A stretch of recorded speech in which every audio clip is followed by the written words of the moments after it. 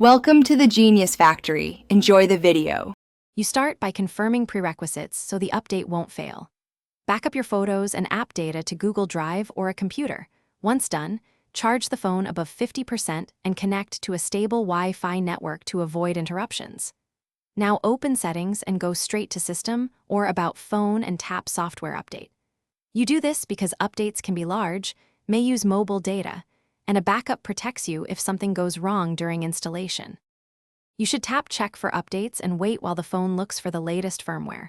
If an update appears, start the download and make sure Wi-Fi stays connected because packages can be 500 megabytes to several gigabytes.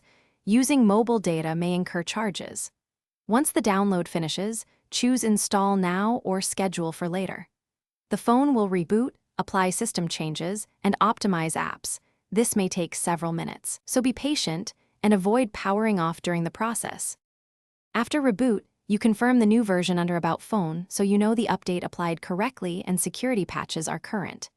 If the device is slow or apps crash, make sure to clear cache for affected apps and restart. This often resolves post-update issues. If the phone fails to boot or enters a boot loop, boot into recovery mode and clear the cache partition first.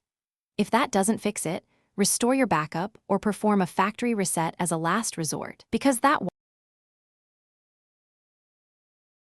Thanks for watching. If you found this helpful, don't forget to like and subscribe.